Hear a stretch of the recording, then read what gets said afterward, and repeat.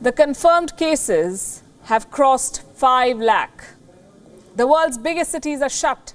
Stock markets are in free fall. The Wuhan virus has triggered an unprecedented crisis in human history. The sheer scale of it is unnerving. One virus has disrupted the whole world.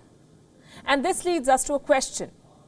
Is the Wuhan virus the world's biggest intelligence failure? Did no one see it coming? Were these countries too complacent?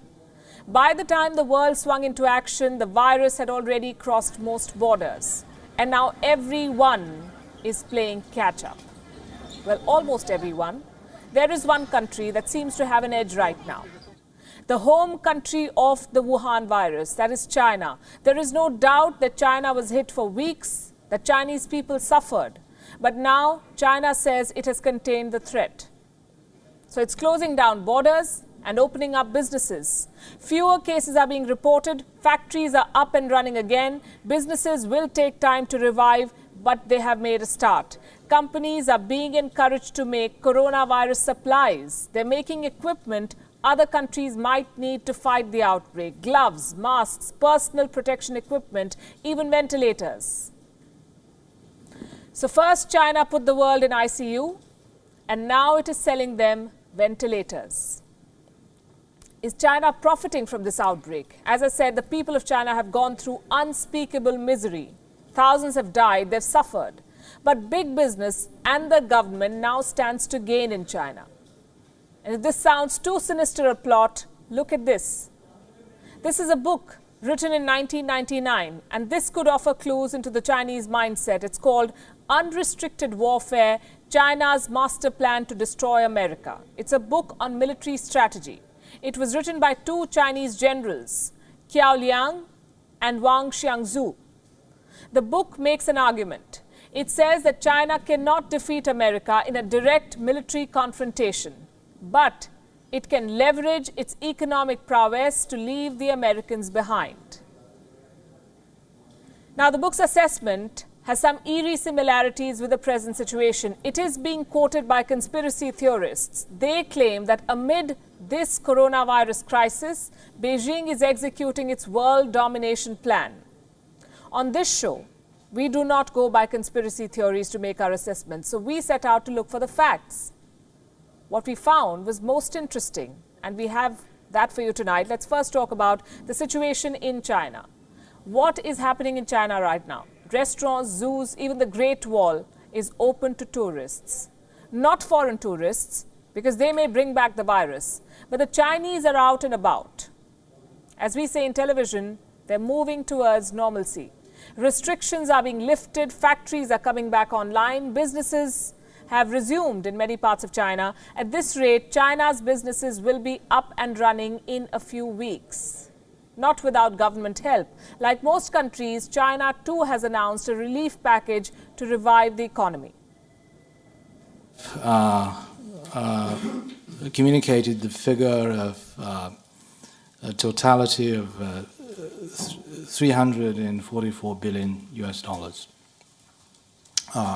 in terms of mainly fiscal measures. First and foremost, we try to stabilize the Chinese economy, and with the measures we have started to take,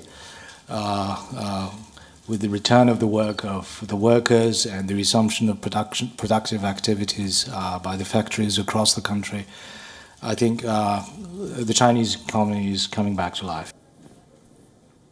Coming back to life. They have a plan, revive the economy. What does this tell you? While major countries are struggling, China is already making a head start. China also has an interesting pattern. Look at this map. This is Wuhan and the rest of China. The coronavirus outbreak in China is what this map details. Now, some of the biggest cities in China were largely insulated from the outbreak.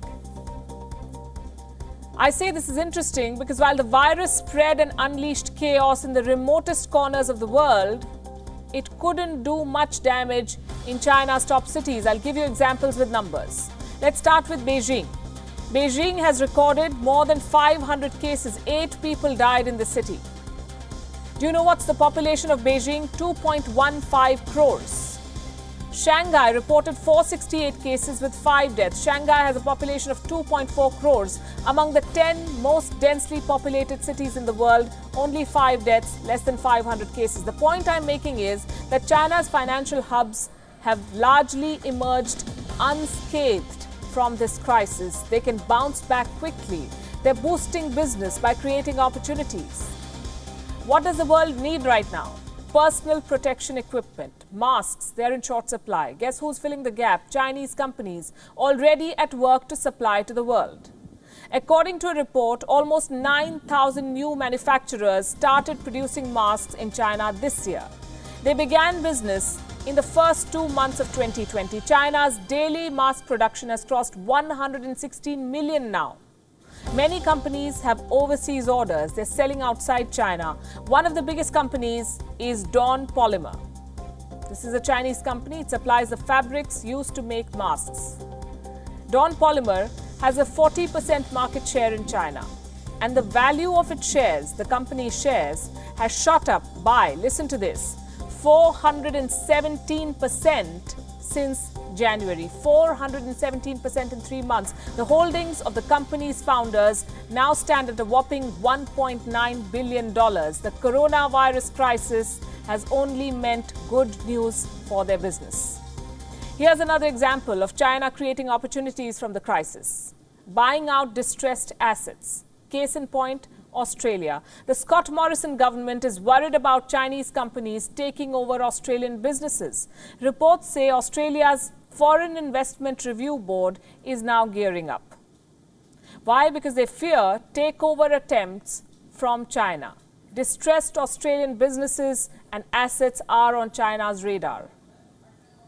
It's not just Chinese companies that stand to gain. Foreign companies based in China are also back in action. BMW's factories resumed operations in February itself, last month. Fiat Chrysler has also restarted production. Foxconn has resumed work in its mainland China factories. Foxconn manufactures for leading tech giants like Apple and HP. Tesla's factory in China is back online too, reportedly with help from local authorities. Members of the Chinese government allegedly helped Tesla secure key supplies. The Chinese government is going the extra mile to make sure businesses resume operations. In Shanghai, most foreign businesses are back in action.